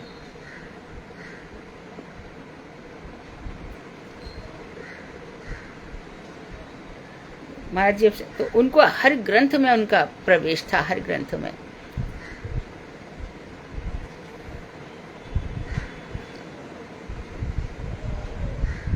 सपना जी और कुछ और बताइए, आप भी अपने अनुभव बताइए। इनको तो स्वप्न में बताया भी कि तुम ये श्लोक पढ़ा करो, तुम ये है ना, मुझे याद नहीं आ रहा कौन से, गीता को भी कहा था तुम ये श्लोक पढ़ा करो।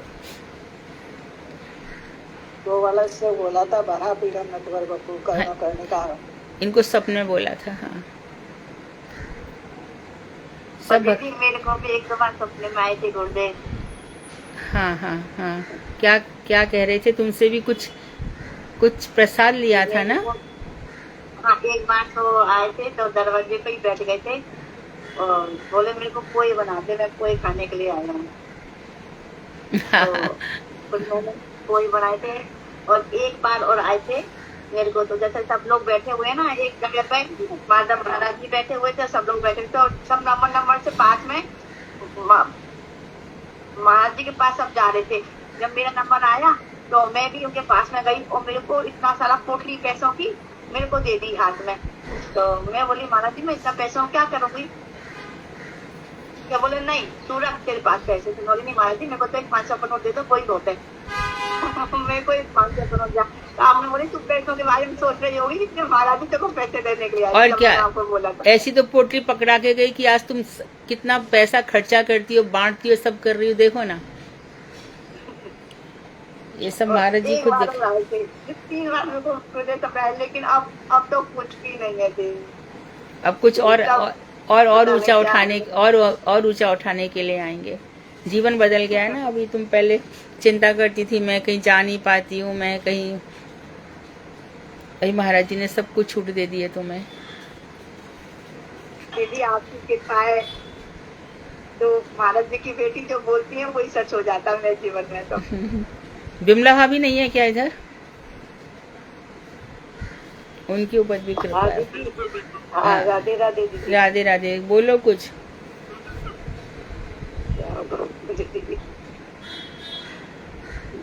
दीदी मैं फर्स्ट टाइम गुरु मंत्र लेके और मथुरा गई थी गुरुजी से मिलने को। तो तीरथ महाराज जी मिले, बोले गुरुजी तो अज्ञातवास, हाँ अज्ञातवास में चले गए थे, राइट। हाँ तो फिर मैंने बोला कि कैसे, मैं एकदम ऐसा तो बोले नहीं अभी तो गुरुजी नहीं मिलेंगे। तो मैं नीचे आ गए हम लोग। तो मालूम नहीं उस टाइम मेरे को कौन थे, कोई प्रभु जी थे। तो वो बोले कि आपको गुरुजी से मिलना है। मैंने बोला हाँ। तो बोले कि आप कहाँ जा रहे हो? मैं दिल्ली में रुकी हूँ, दिल्ली जा रही हूँ। तो बोले अच्छा आप मेरे को कल दिल्ली से फ़ोन करना। तो मैंने फ़ोन किया तो उन्होंने मेरे को एक हॉस्पिटल का नंबर दिया जो कि वहाँ से 1.5 घंटा दूर था। तो वहाँ जाके गुरुजी से मिल के आए। तो माधव अरे आप कैसे पहुँच गए? ये महाराज जी के दर्शन करने के लिए। तो महाराज जी बहुत मतलब खुश हुए थे। फर्स्ट बार मतलब मंत्र लेने के बाद गुरुजी से मिली थी मैं हॉस्पिटल। और मंत्र भी आपको पूरी में दे दिया था ना, जल्दी से ही मंत्र दे दिया था अच्छे से। हाँ मैं पूरी गई थी। तो पूरी में भी जैसे आपने बताया था वो फोन नंबर लग ही नहीं रहा था। तो मैंने सब लोग को पूछा कि नारायण महाराज जी को, ने बोले किसी कोई बता ही नहीं रहा था कोई। तो फिर एक दिन जगन्नाथ जी के मंदिर में गए हम लोग दर्शन करने को। तो वहाँ आदमी लोग बोल रहे थे कि अभी आएंगे या महाराज नारायण महाराज जी आने वाले हैं। तो मैंने बोला पता नहीं, हम लोग तो लेट तो हो गए, क्या मालूम। हम लोग मंदिर से निकल गए। तो जैसे ही रिक्शा में बैठे तो कीर्तन चल रहा था, बहुत सारे भगत लोग थे। तो मैंने एक जन को रोक के पूछा कि कौन से महाराज जी के कीर्तन चल रहा है? बोले नारायण महाराज जी का। तो फिर मैंने उनको रोक के पूछा कि मेरे को आप एड्रेस नंबर दोगे? तो उन्होंने मेरे को दिया। तो हम लोग वहाँ बोले सुबह आ जाना। वहाँ पहुँचे तो बोले यहाँ से निकल गए महाराज जी। फिर दूसरी जगह का एड्रेस दिया, वहाँ गए तो महाराज जी मिले, माधव महाराज जी। तो बोले किसने भेजा है? मधु दीदी ने। तो महाराज जी ने बैठाया और सब पूछा कि क्या क्या हुआ। मैंने बताया ऐसा ऐसा मधु दीदी ने भेजा है और ऐसे कुछ तकलीफ थी वो बताई। तो महाराज जी ने मेरे को मंत्र दे दिया और गोपाल मंत्र भी दे दिया। आपका नाम लेते ही तुरंत ऐसा कुछ बोले ही नहीं। मधु दीदी ने भेजा तुरंत, इनको बोले प्रसाद लेने को दे आना। फिर दूर से हम लोग जाने पाए। तो महाराज जी बहुत अच्छी तरह से, मस्त फर्स्ट टाइम मेरे पालन से सब दे दिया था मेरे को। ये सब लोग ना मेरी नवदीप में हुई थी फुल। आपकी, हाँ, पूरी दीक्षा नवदीप में हुई। ये लोग मुझे ना माधव, हाँ, नवदीप में। हम लोग सब बहन भाई बैठे रहते थे, तो माधव महाराज ना छेड़ते थे गणपति का, अपनी नाक पे हाथ रख के ऐसे करके कि ये वहाँ पे पहुँच गई है महाराज जी। तो मेरे से उत्तर नहीं बना तो तीर्थ महाराज ने मेरी तरफ से उत्तर दिया, जीभ निकाल करके, ये भी तो कलकत्ता में काली वाला है, इस तरह से। और महाराज जी को बहुत अच्छा लगता था। बहुत बहुत हंसते थे गुरुदेव। तो और महाराज जी कहते थे कि ये, महाराज जी एक बात कहते थे कि मधु से उसका कोई भाई नाराज नहीं रहता, इससे सब भाई संतुष्ट रहते हैं। मेरी कभी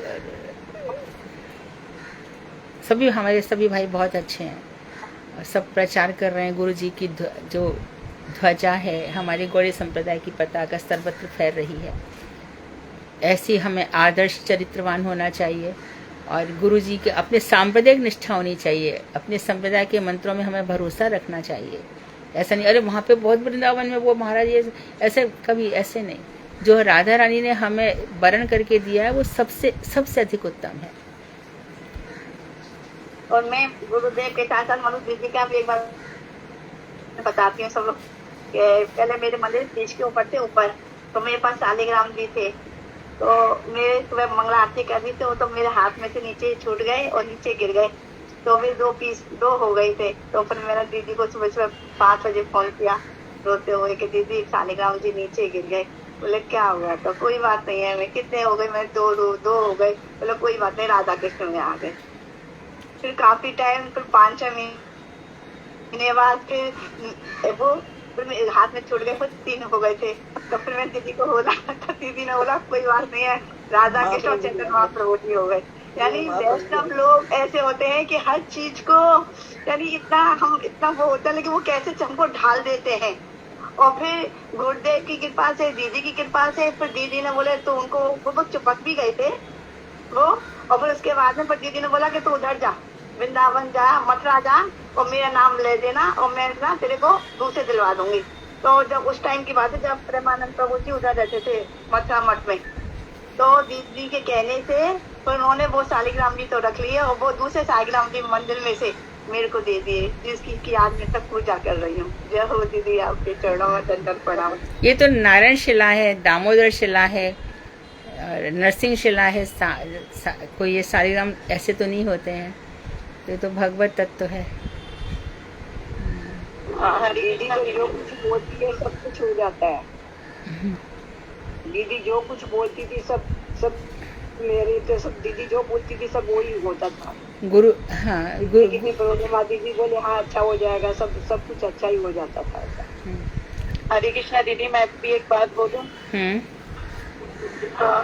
एक बार क्या हुआ, मैं आपको और परम गुरुदेव को लेके मतलब आपको लेके बड़ा कंफ्यूज रहती थी।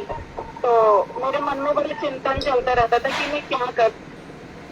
तो मेरे सपने में आए परम गुरुदेव और मुझसे कह रहे हैं कि मेरा स्वरूपी है मधु, मेरे को मधु में ही देखा कर। तो उस दिन से दीदी परम गुरुदेव कब आते हैं सपने में, आप ज्यादा आते हो और वो हर चीजें जो मेरे मन में चलता है वो हर चीजें वो आप पूरा करते हो। तो उस दिन से मैं दीदी परम गुरुदेव को आप में देखती हूँ।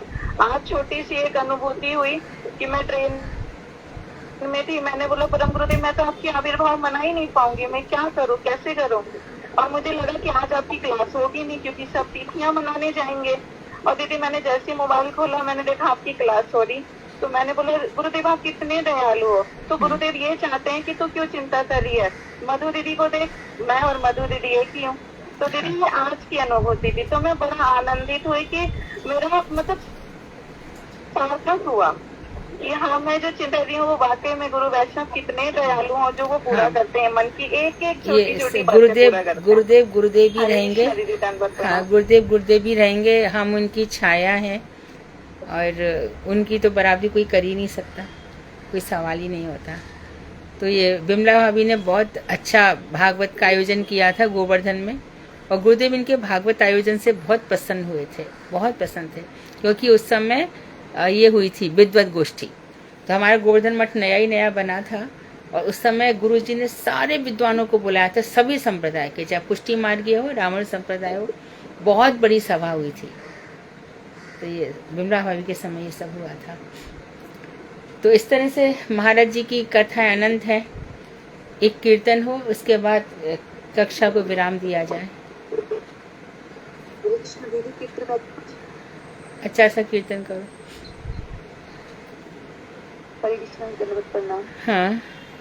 उहे वैष्णव ठाकुर दिया रे सागर, ए दासी करुणा करी, दिया पद छाया शुद्ध ही हमारी, तुम्हारे चरण धरी, शिवी गदामी चे दोष शोधी, चे गुण देहता से, चे सत्संग दी हमारी, बसशी संगीर आशी, एक भक्त किया मार नहीं पायवल, हरि नाम संकीर्तन, तुम्ही कृपा करी शरविंदु दिया, देह कृष्ण नाम दान, कृष्ण से तो मार कृष्ण दीते पारो, तो मारे शक्ति आशे, अमित कंगाल कृष्ण कृष्ण बली, दायित्व पाछे पाछे, जय वैष्णव ठाकुर, जय वैष्णव ठाकुर, वैष्णव ठाकुर, जय वैष्णव ठाकुर, जय नारायण गोस्वामी, जय नारायण गोस्वामी, नारायण गोस्वामी, जय नारायण गोस्वामी, श्री नारायण गोस्वामी की अविर्भाव तिथि की जय हो। हरे कृष्णा दी दंडवत प्रणाम। श्री गुरु चरण पद में गाओ रूबी तुम। दीदी मैं ट्रेन में हूँ। अच्छा, कोई और? दीदी मैं गाऊं? हाँ मैं गाऊं दीदी? हाँ, गाओ गाओ, कोई भी एक सॉरी दिन। दीदी, दंडवत प्रणाम। मैं कुछ बोल सकती हूँ गुरु जी के विषय में? कृपया बोलिए। जब गुरु जी पहले हॉलैंड में आए थे तो हम लोग एस्कॉन में 10 साल से सेवा करते थे, लेकिन वहाँ पर कोई भी, ये लोग बोलते थे कि ये इन लोगों से दीक्षा ले लेना, लेकिन मेरे को नहीं चाहिए था। तो जब गुरु जी का मेरे को किसी एक भक्त ने दिया था कि देखो एक आचार्य आने वाला है हॉलैंड में, लेकिन एस्कॉन ने बोला नहीं था, लेकिन ये भक्त ने बोल दिया था हम लोगों से। तो हम लोग उसके पास, गुरु जी के पास चल गए, और जैसे मैंने गुरु जी को देखा तब मेरे को पता चला हृदय से कि यही है वो जिससे मैंने दीक्षा और हरि नाम लेना है। तो उसी दिन ने मेरे को गुरु जी ने हरि नाम दे दिया, मंत्र दे दिया था। जी, हरि नाम और दीक्षा। नहीं, दीक्षा मेरे को गुरु जी ने श्री केशव जी गौड़िया मठ में मथुरा में दिया था 2 साल बाद मेरे ख्याल से। और जब भी मैं आती थी यहाँ से, विदेश से, तो गुरु जी के लिए मैं, चूंकि किसी ने बताया था कि गुरु जी को ये टोफू और ये पंपकिन यहाँ पर जो मिलता है, अनार भी बहुत पसंद था। हाँ जी, तो मैं यहाँ पर से लेकर के जाती, उनके लिए लेकर के यहाँ से उनको दे देती थी। और एक बार मेरे को याद है, यहाँ पर आया था गुरु जी ने फेस्टिवल, यूरोप फेस्टिवल से, तो मैं और गुरु जी अकेले थे कमरे में। तो मैंने गुरु जी से पूछा कि मैं आपका पैर छू सकती हूँ? तो गुरु जी ने मेरे को देखा आँख में, तो गुरु जी ने बोला नहीं, लेकिन उनका चेहरा जो था उनका मुख एकदम से सीरियस था, वो हंसते थे नहीं। तो मैं मन में सोची गुरुजी के पैर तो सब छूते हैं, तो मेरे से क्यों नहीं बोला, अरे मेरे को क्यों मना कर दिया। तो मैंने सोचा मैं आपसे बदला लूंगी। तो बाद में गोवर्धन में जब परिक्रम था तो गुरुजी बालकनी पे अकेला बैठा हुआ था, तो मैं नीचे खड़ा थी गार्डन में। तो मैंने खूब गुरुजी के पैर मसाज किया।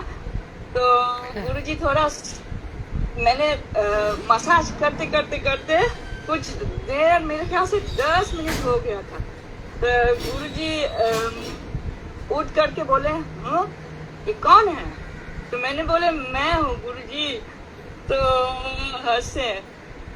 तो मैंने उनको एक क्या कहता है वहाँ पर मिलता है ये एक शुगर केन, हाँ शुगर केन मैंने दिया गुरुजी को। तो गुरुजी ने बोला ये क्या है। तो मैंने बोला गुरुजी से ये आपके लिए धंधा मैंने लाया। तो गुरुजी जोर से हंसे। तो मेरे को पता नहीं था कि गुरुजी को इतना ये पसंद तो है, हंसी मजाक हाँ पसंद है। तो ये सब चीजें मैंने शेयर करना था आपसे। बहुत सुंदर। हाँ महाराज जी उनको महाराज जी पसंद करते थे बातों को ट्विस्ट करना, कुछ ऐसी। किसी की बहुत भावुक कोई भक्त होता था उसको देख करके हंस जाते थे। हाँ, और मैंने उनको सबसे पहला बार फर्स्ट टाइम उनको मैंने देखा यहाँ हॉलैंड नहीं जर्मनी में था। तो उनसे मैंने एक प्रश्न किया था, तो गुरुजी को बहुत अच्छा लगा कि मैं हिंदी में प्रश्न किया था, क्योंकि वो वहाँ पर तो सब अंग्रेजी लोग थे ना, यूरोपियंस इंटरनेशनल। तो गुरुजी को बहुत अच्छा लगा। तो मेरे से बोले बेटी मेरे को बहुत अच्छा लगा कि तुमने हिंदी में ये प्रश्न किया है। तो मेरे को बहुत अच्छा लगा कि गुरुजी मेरे साथ ऐसे ये बोला। बहुत सुंदर। और इटली में हम लोगों ने फैमिली भर से, मेरे बहन लोग और बच्चे भी थे, गुरुजी ने हम लोगों को सब साथ में दीक्षा और हरि नाम दिया। जब आते थे यहाँ पर तो बहुत भीड़ था, इंटरनेशनल सब जगह से इटली में आकर के हम लोग गुरुजी के साथ में बैठ करके 2-3 हफ्ते के लिए उनका भाषण सुनते थे क्लास, और दिन को हरि नाम करते थे। बहुत अच्छा था। बहुत मिस करती हूँ ये सब चीजें। आपके फोटोग्राफ्स भी बहुत सुंदर है गुरुदेव के साथ। महिला से जब गाइए ना श्री गुरु चरण पद्म। हाँ जी दीदी गाते। धन्यवाद, प्रणाम दीदी। धन्यवाद। श्री गुरु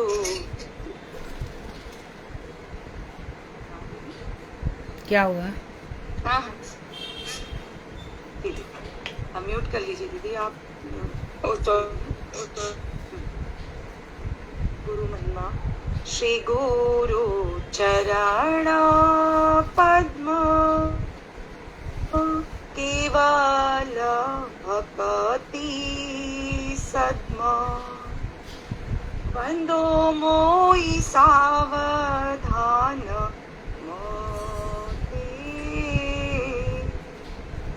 बंदो मोई सावधान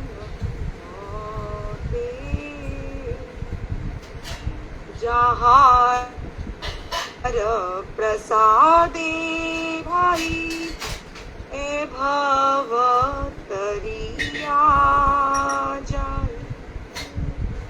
जहार प्रसादे भाई ए भव तरिया जाय। कृष्ण प्राप्ति है जा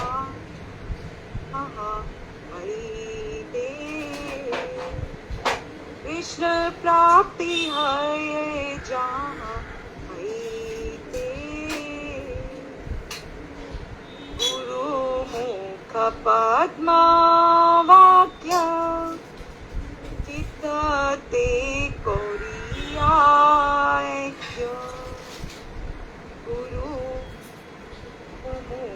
पद्मवाक्य चित्तते कोरियाज्ञ आरे ना करी हमारी आशा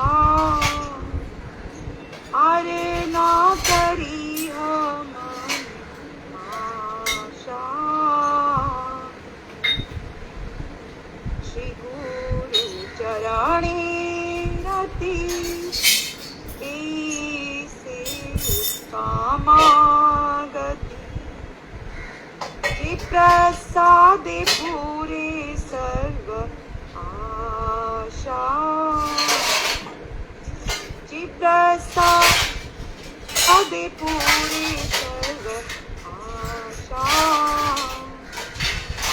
चक्षुदान दिला जे जन्मे जन्मे प्रभु से चक्षुदान दिला जे जन्मे जन्मे प्रभु से दिव्य ज्ञान हृदय प्रकाशित दिव्य ज्ञान हृदय प्रकाशित प्रेम भक्ति जहाँ है ते अविद्या विनाश जाते प्रेम भक्ति जहाँ है ते अविद्या विनाश जाते वेद गाए जहाँ चरित वेद गाए जहाँ चरित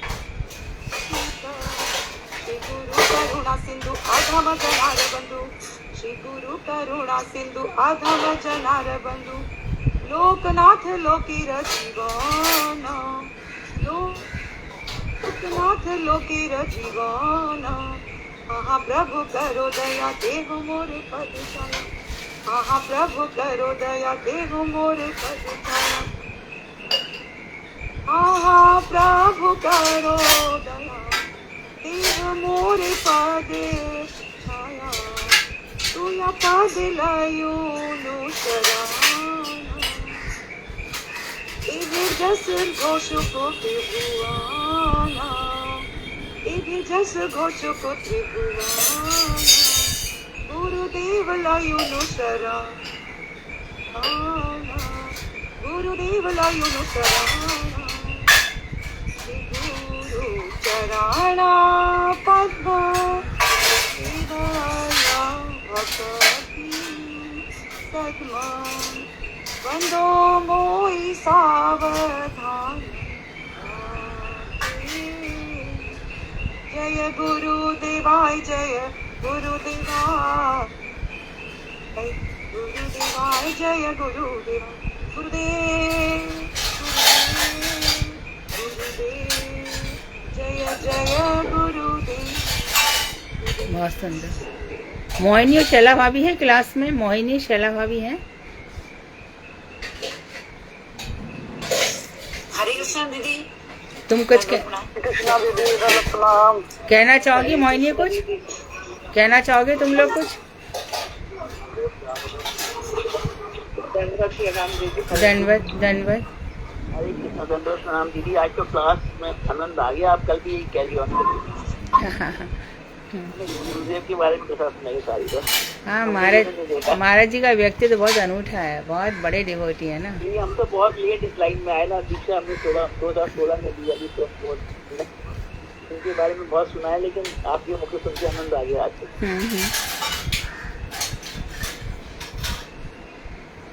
शैला भैया कुछ बोलने वाले हो?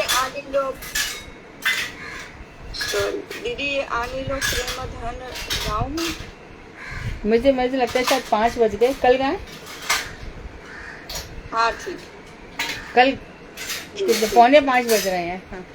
और शैला भैया कुछ 1 मिनट, शैला भैया कुछ बोलना चाहते हो? मोहिनी तुम कहना चाहती हो कुछ?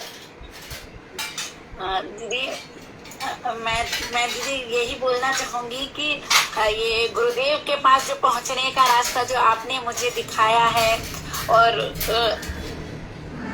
मतलब उसी के ही मैं ऋणी हूँ। और मैं चाहूंगी कि आपके माध्यम से जो गुरुदेव मिले हैं और उन्होंने जो हमें लक्ष्य बताया है हमारे मनुष्य जन्म का, जो हमको ये जीवन मिला है, नहीं तो मैं तो कैसे ही भटक रही थी और वो मुझे एक लक्ष्य मिल गया, तो मेरे अंदर थोड़ा डिसिप्लिन आ गया है। और बस दीदी मैं यही मेरी पुष्पांजलि होगी कि गुरुदेव मैं कहाँ थी और आपने मुझे इतना अच्छा वैष्णव संग दे के कहाँ से कहाँ लाके रख दिया।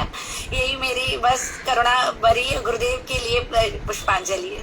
धन्यवाद। चला भैया बोलोगे कुछ? हरे कृष्णा। धन्यवाद। धन्यवाद। मैं तो आज जिस स्थिति में हूँ उस स्थिति में बस गुरुदेव की कृपा है तो मैं अपने आप को संभाल पा रही हूँ। नहीं तो मैं घर से बाहर कहीं जा नहीं पाती। और बस ये गुरुदेव ने जो हरि नाम दिया है और जो उनकी कथाएं सुन रही हूँ और वैष्णवों का संग मिल रहा है मुझे, उसी से बस मुझे एनर्जी मिल रही है, स्ट्रेंथ मिल रही है। यदि गुरुदेव नहीं होते तो मैं कब बहुत हार चुकी होती। बस सब उनके सहारे ही, उनके जो भी कर रही हूँ उनके सहारे ही अपनी जिंदगी गुजार रही हूँ। आपकी बहुत कृपा है जो आपने हम लोगों को इस मार्ग दिखाया और हमको गुरुजी से जोड़ा। शिला भाभी का थोड़ा सा कमर का प्रॉब्लम है, पैर का, तो ये बाहर नहीं जा पाते। लेकिन ये बहुत ही अच्छी बात है कि दिन भर गुरुदेव की कथाएं सुनती हैं और भजन करती हैं। इससे इनका जीवन निखर गया है। बहुत सुंदर। तो आप है ना मालिदासी जी, जी अनिल प्रेमदन बंस गा, ट्वाइस मत रिपीट करो, एक बार एक लाइन एक बार गा लो तो हो जाएगा 2 मिनट में। गाइए। नहीं तो आपको बहुत देर हो जाएगी दीदी। आप एक लाइन गा, एक बार गाइए, रिपीट मत कीजिए, हो जाएगा। अच्छा।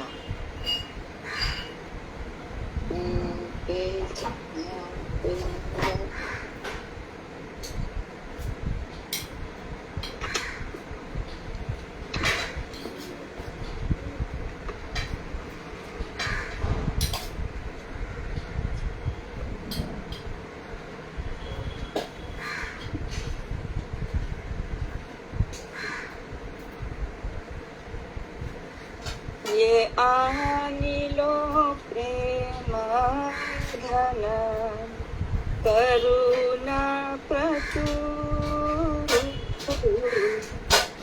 हेनो प्रभु को था गेला आचार्य ठाकुर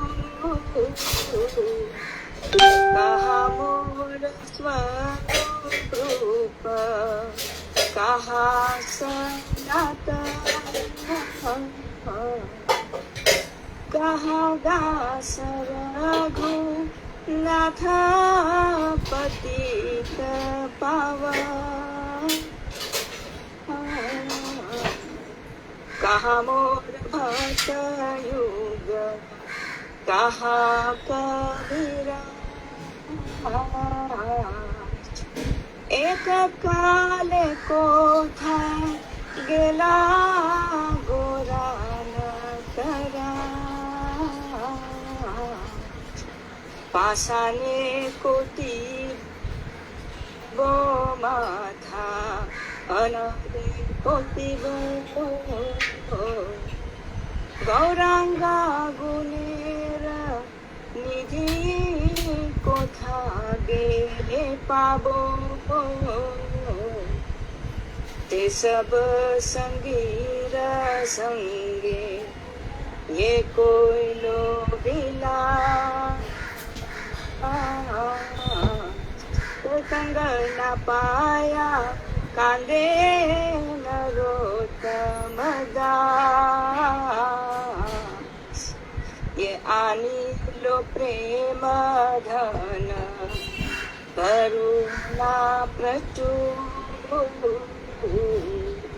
हेनो प्रभु गोता गेला आचार्य ठाकुर जय गुरुदेवा जय गुरुदेवा पतित पावन गुरुदेवा।